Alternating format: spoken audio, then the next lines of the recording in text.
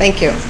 I'd like to call to order the regular meeting of the Board of Selectmen for Wednesday, July 8th, 2015. This is the start of our new year here in the town of Woodbridge. I would like to welcome and congratulate all of the selectmen who are here, and particularly Maria Kane. Welcome. This is your first meeting. We're delighted to have you here with us. So, before we begin the regular meeting, Selectman Beth Heller has asked for a point of personal privilege. Thank you very much. Hit it now. Oh no! Oh yes. No pressure here. You're gonna burn the place down.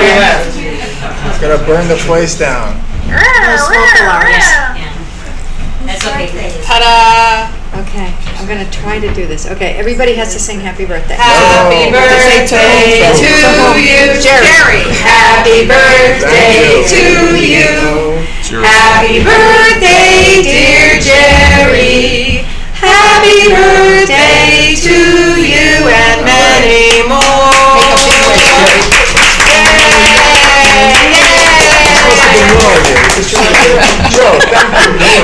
Tony's idea. He helped with Sean a half an hour ago. Okay, we will now turn to item number 1 on the agenda, which is our report from Dr. Stella, Woodbridge Board of Education, and Margaret Hamilton, Chair of the Board of Education Board.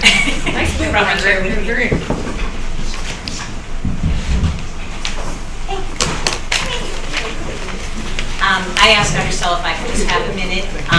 We had our board retreat yesterday. So the Board of Education, every year, we do a retreat, not overnight or, like in a Zen place or anything. But it was very energizing. We have 9 different people on the board with 9 different opinions about most things. And we had some great conversations about, what everybody is looking for as a member of the board, including we have 2 brand new people on the board. And all of us have different ideas, but it was very exciting to be together in a very relaxed, atmosphere. We got to know each other a little better. And I think this is going to be, the board we've had has been wonderful. I think this is going to be a great board. And everybody is there because they care about the school and the children. So that's all I wanted to say. It was very energizing.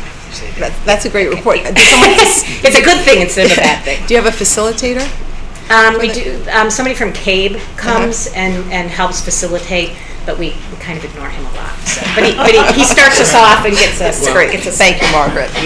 He got in touch with me today to tell me how much he enjoyed the meeting, because he goes to board meetings throughout the state, and he was very, very impressed as I was with the flow of ideas, the different opinions. We have a highly educated board, but the commonality in wanting to do good for the children and for the town. So he was very pleased, and I was too. I feel so honored to be working with the school board and with the boards in the town. So for our report, school ended on the 19th for the children, not for the teachers. They had two additional days that they engaged in professional learning, closing up one year, getting ready for the new one, but also packing up, because on the 24th the school became a construction site. We have a great project manager. He was on the ball, getting things rolling immediately. So we have a lot of confidence that the majority, if not most, of the work will be done by the beginning of the school year. But we've worked together last year, and we're good partners. So if there's anything that has to extend into the month of September or into the new year, we know that we'll work well with the project manager and with ESG. We're so pleased about the upgrade.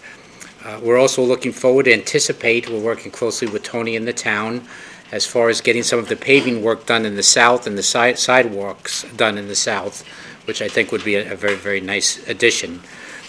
Beecher Road School, even though the school's been evacuated, is a school that never sleeps.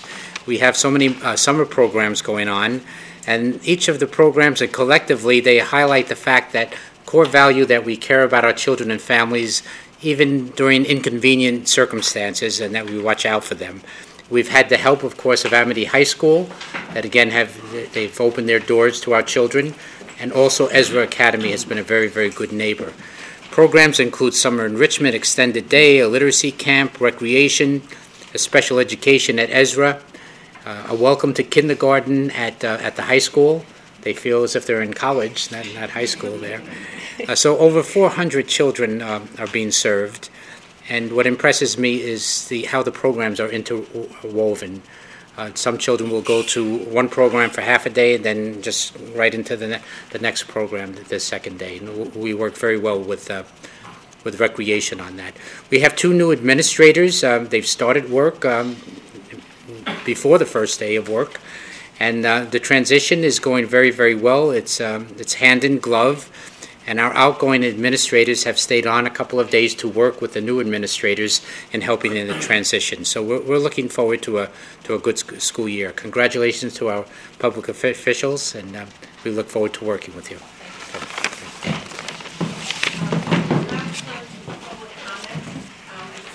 That over the past 2 years, several people have asked me about trying a different time for public comments. I think other boards and commissions have it earlier at the beginning of the meeting, so we thought we'd give it a try. We put it out on the listserv. I hope all of you get our listserv so you have the information. And is there anyone here for public comment? Dorothy?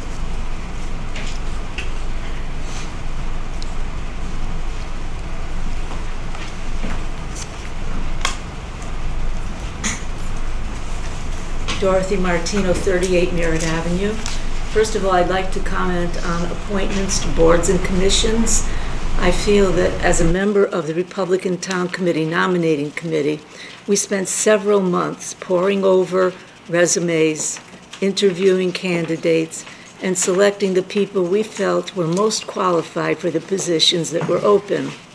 However, under the process used, our Board of Selectmen members were never able to present the names of these candidates because the Democrats presented their names and voted. I was wondering if there's some way that we could change the process so that all names are presented, the Democrats and the Republicans, and then you could vote. And I think that would be a fair and democratic way of doing it. And I hope that in the future, or perhaps soon, we could do this in that method. Secondly, I'd like to report on the Merritt Avenue Bridge. Monday, men were working there, and finally, I believe it has been finished. However, it is not handicapped accessible. There is a sidewalk that goes over the bridge. To reach the sidewalk, you have to go over a curb with a grass area, which is now all weeds. To get off the sidewalk, you have to use the same procedure. So people with strollers with babies are not using the sidewalk, they're walking on the pavement. And that's the way most people are crossing who are walking. They're not using the sidewalk. And I wonder if there's some way we could have this corrected. I know it's through the state project, I believe, and I feel that should be corrected. So I believe things should be handicapped accessible. Thank you.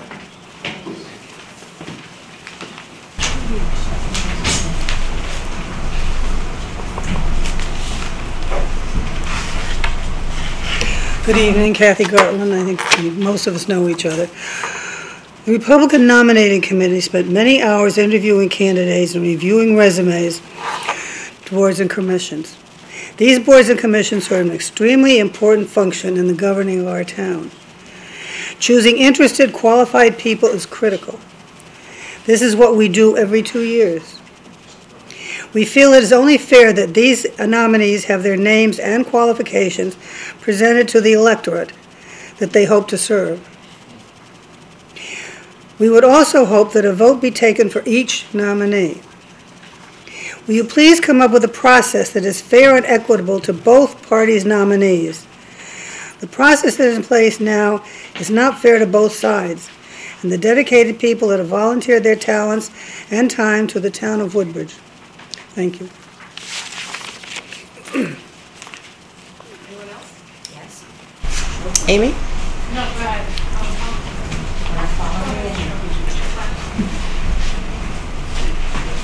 Good evening, Cheryl Lipson. I'll read.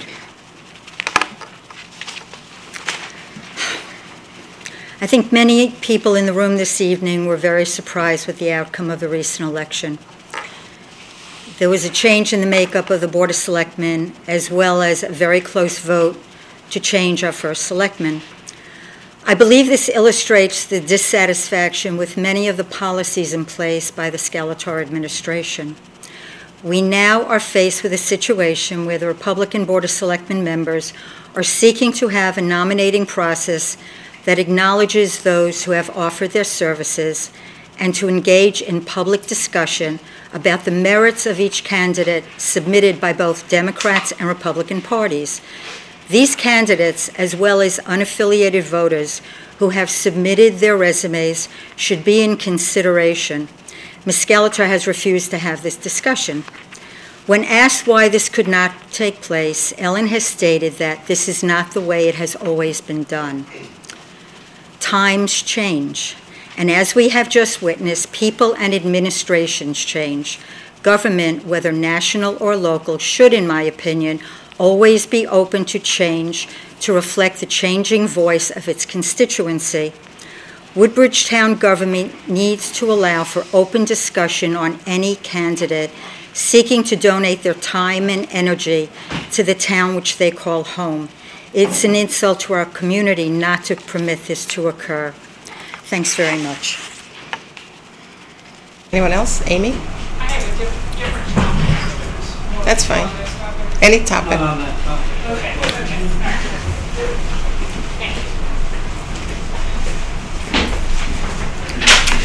Good evening, Amy Marella, 184 Ribbon Road. I'm actually coming about the issue of the center building soil remediation storage tank leak, which is listed as 5E on the agenda. I'm coming for two reasons. First of all, I was kind of wondering where we were on dealing with the issue of USTs. And for background, the town had the misfortune of a leaking tank behind Town Hall, which cost us $3 million, you may recall, to remediate.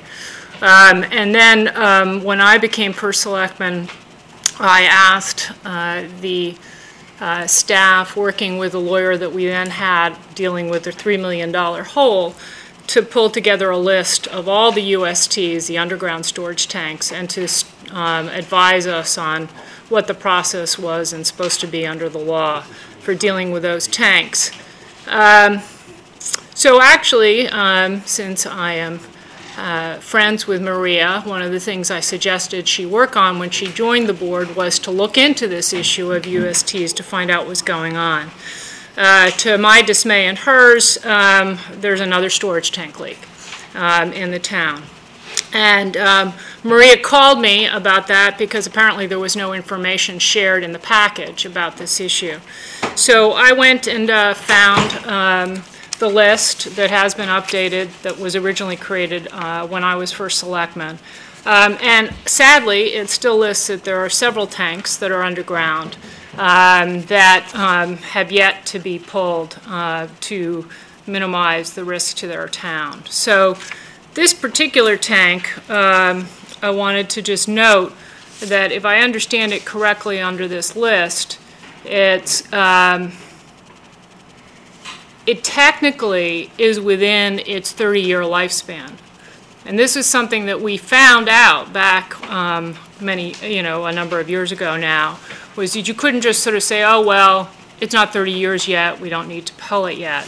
And indeed, that was one of the problems we encountered when we started to tackle the issue and pulled Beecher South. We pulled it was within its time frame, as I remember, but it had a pinhole leak, and the town ended up spending $60,000 or more on largely just testing the groundwater as required by the Department of Environmental Protection after you have a leak. So I'm here to urge the board to look at this issue more globally than just this one tank. I think it's unfortunately a third reminder that tanks are expensive, and they're really expensive if they leak. And I would also urge you to deal with the current problem that you now have aggressively. In my tenure both as first selectman and also working at the Department of Energy and Environmental Protection, in the long run, if you actually remove as much visible and discernible contaminated soil as possible, you will save money. So The last thing I remember one town in particular, was, I think it was many years of just testing and testing that they had to do because they did not actually remove the contaminated soil. They just left it there. This is not our town, but one town that I had to deal with. And, those are the rules. You've got to keep testing until you start getting it clean. And so I would just urge you, I hope that the administration will share all the information that's available about tanks in general, in addition to this one list. And I hope that you all have a robust discussion about handling tanks going forward, both to address this particular one and to minimize the risk of, God forbid, a fourth tank that's going to leak and cause the town a lot of money. Thank you very much. And if you'd like, I have this document. It could be shared with the other selectmen by copying it for your discussion. Thank you. Cindy Pecca has it.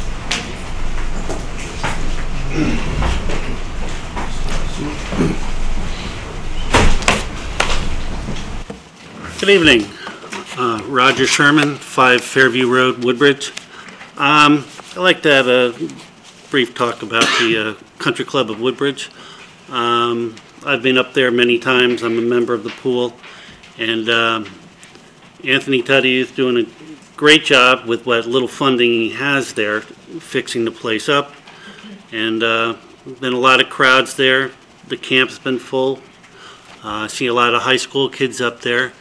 Billy Casper Golf is doing a great job, getting in the groups of people, and they're actually moving on to do a lot of the landscaping around the putting green and starting to make the place look good.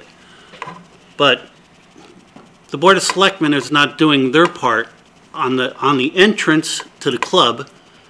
There's no curb appeal. I mean, the paint is peeling. We're just not doing our part to make it a successful place. If we do it a little bit more and do something with the building, the place could be very successful. And I know the towns say, oh, we don't have any money and all these things. But, I have a problem with some other things that go on in the town, with some non-bid contracts, especially out here, removing the tank out here. Are we contracted with Alpine Environmental? For the removal of the tank and the removal of the oil separator? Excuse me, I don't think we're going to get into question and answer. Why don't you make your points and Okay, we'll I'll make talk my about point. yeah. Okay? Yeah. So we give out non-bid contracts without doing any investigation on these people. Alpine Environmental used to be Earth Technology, LLC, okay? Who had the big $3 million hole in the back, okay? Here's a report from the Attorney General with Earth Technology, okay?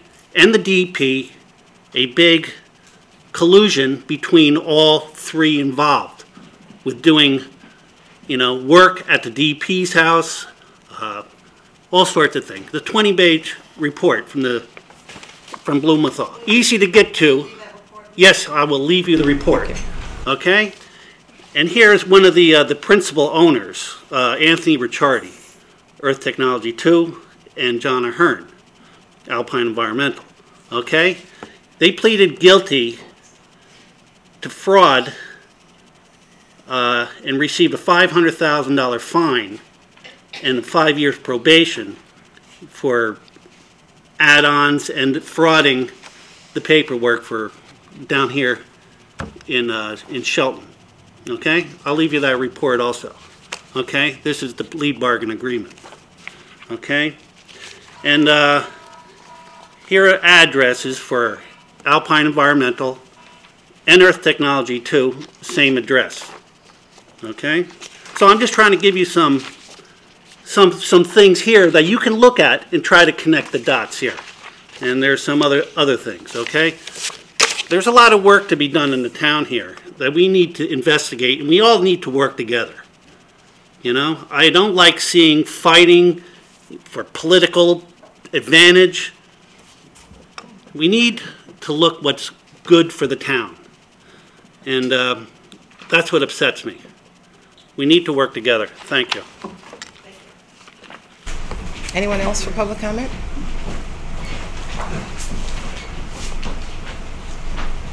My name is Ed Weinberg. I live at 24 Ranch Road. And if you recognize my name, it could be because I ran for the Board of Assessment Appeal last time and lost by about 53 votes. The reason I bring it up is because the town seems fairly evenly split. I'm not sure if anybody who ran for any office with over 3,000 people voting lost by over 100 votes. So at this point, we're fairly evenly split on the Board of Selectmen too. And I'm also one of the nominees for one of the committees. Now, I'm coming to talk to you today, but it's not about me. I appreciate the work that the selectmen put into finding candidates and determining who was the best one. And I've noticed something over the last 2 years. I've lived here for 2 years now. What I've noticed was that every single nominee that was accepted for a board position was nominated by the Democrats. Now, I think we can split these into 3 different categories. There are some people that who are nominated who appear to be approved by both the Republican Town Committee and the Democratic Town Committee, and they seem pretty much to definitely get elected, and that makes sense. I see another group of people who are nominated by the Democratic Town Committee, and they appear to be always confirmed to the committee. Now, I'm sure they're all very good people, but if the objective is for the Board of Selectmen to choose the best person, I have trouble believing that in a 2-year period, not one single Republican Town Committee nominee has reached the level where they belong on a board. Now, my next question is, do you have enough people being nominated? So, I never met Roger Harrison, but from what I've heard, he was nominated and confirmed to multiple committees. Not only that, but he stayed on the committees even after he moved out of Woodbridge. He was even needed, from what I hear, at least once when there wasn't a quorum, they had him come in by telephone on a speakerphone from out of state because they didn't have enough people who were attending the committee meeting who were committee members. So, as I said, it's not about me. If I'm not a good fit, that's fine, but I still find that, it's kind of a pattern developing where the Republicans just haven't done a good enough job at finding good enough people to get confirmed by the Board of Selectmen. Thank you. Thank you. Anyone else for public comment?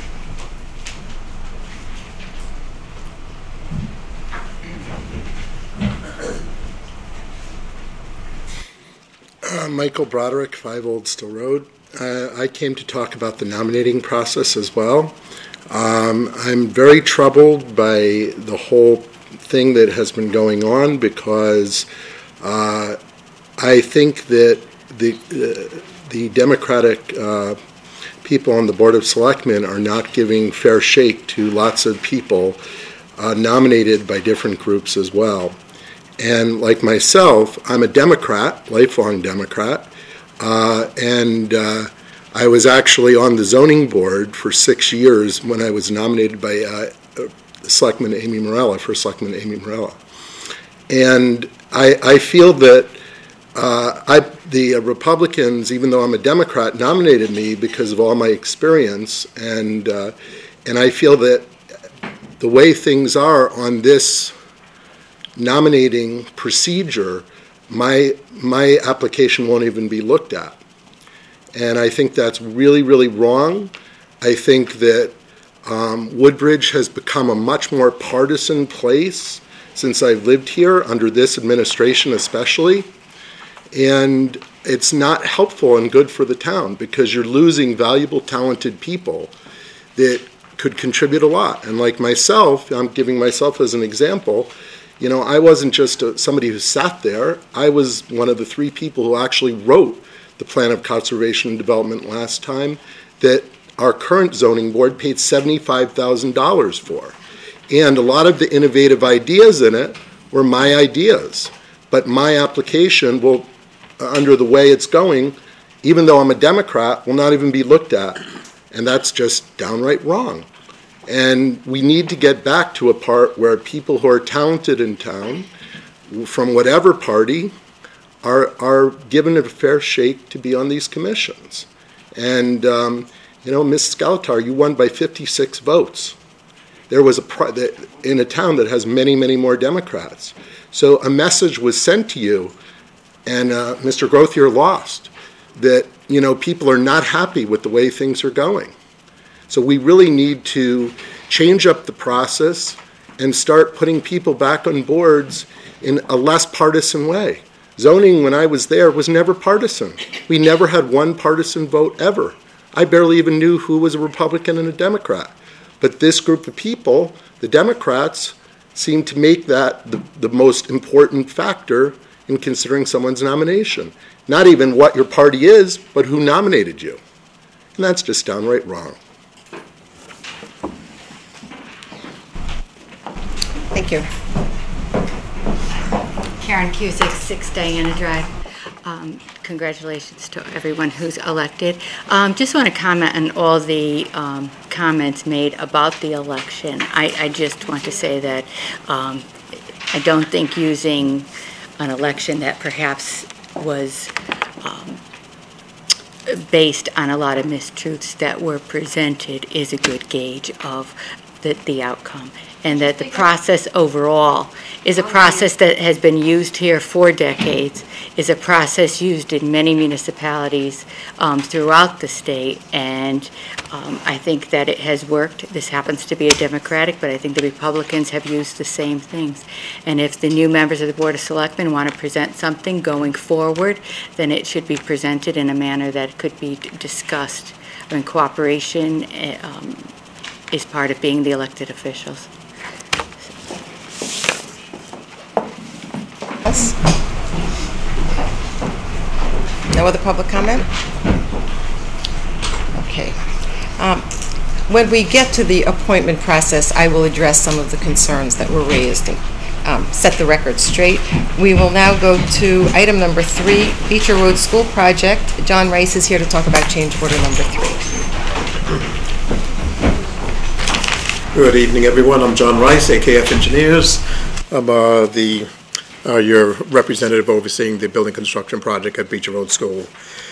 The agenda item tonight is change order number 3 that was approved by the building committee on June 16th. And it just had 5 items that were adds to the project, 1 item that was a delete. The adds to the project was, there were 2 items that were added to the project because of the building official requirements. One was the amount of roof insulation. It was an interpretation by the building committee that the minimum R value had to be maintained rather than an average R value that we had in our contract. And then the other one that they wanted a architectural design sign and seal set that required an architect. ESG had planned to have the roofer submit his drawings for approval. The building official required a Connecticut-based architect to submit signed drawings. So it was that architect's fee, was the increased insulation, the reconfiguration of the telewindow in the Sallyport area, and then the window was removed from the psychologist's office. That was, and then the door in the North Psychologist's office was removed from the project. So it's a net change order of $82,418, and it was approved by the building committee on June 16th. Are there questions for John Rice? If not, I have yep. John, welcome, John. I was reading through, and I also downloaded the minutes of the last meeting of the town building committee for Beecher. it appears to me that we are down to, according to this minutes, $750 left in contingency, is that right? That's correct. So we're out of money. That's correct. What percentage would you say we are through with this project? 60%, or we're over 50%? Or? Yeah, at the beginning of the summer, at the beginning of the work that's being done right now, I think we're about 66% complete with the project. The end of the project is coming through now this summer. The final work is being done. Okay, and so to that point, I noticed that it's item number 31 on your Exhibit A. You actually pulled back on the door. It's like was the reason you pulled that $9,000 back because we were out of contingency money, or you felt it was no longer necessary? No, it was no longer necessary. I mean, there was a discussion that the amount of ads was exceeding the remaining contingency, but then it was noted that that door was coming out of the project anyway. So it wasn't removed for contingency. It was going to be removed anyway. Okay. Thank you. So the $30,000, is that a $30,000 charge for the architect to produce signed and stamped drawings? That's right. And that was required by our town building official, correct? That's correct. But you guys thought you could handle that with an employee of yours doing it? Well, no, it wasn't. That was the ESG is the energy performance contractor. Okay. In other municipalities, that's their procedure. They use the roofing consultant to do his drawing. They submit his drawings to the building official, but it wasn't. So do we have a code, some code provision here in Woodbridge that requires? That's right. We do. Yes. Anything else? I have one other question, but it's really for Tony in this matter. Being that we're down to $750 contingency, the next issue that comes up is $2,000. How do we handle the fact that we're out of contingency money? So you're only authorized up to a certain dollar value to spend. So if there's another something else that has to be spent on, then there either has to be some savings from somewhere else in the project, or you have to authorize additional funds. Because the maximum authorization of $13,345 is what we have available. Where would additional funds come from? Well, there could be some savings in the project. There is some solar work that we still have to do that hasn't been done yet. There's possibly some savings there, and some funds there that we can use also. So if that's the case, then that's probably the source where they'll come from within the project. Okay, so I guess my follow-up to John is, do you see anything that's in the offing that may be an issue requiring more funding, or a change order to need more funding, whether it's what they're working on currently near the pool area or roofing? Right now, we don't see any that are on the table right now for additional costs. Thank you. Anything else? If not, is there a motion to approve Beecher Road School project change order number 3? So moved. Second. Any other questions or discussion? If not, all those in favor? Aye. Anyone opposed? Abstentions? Thank you.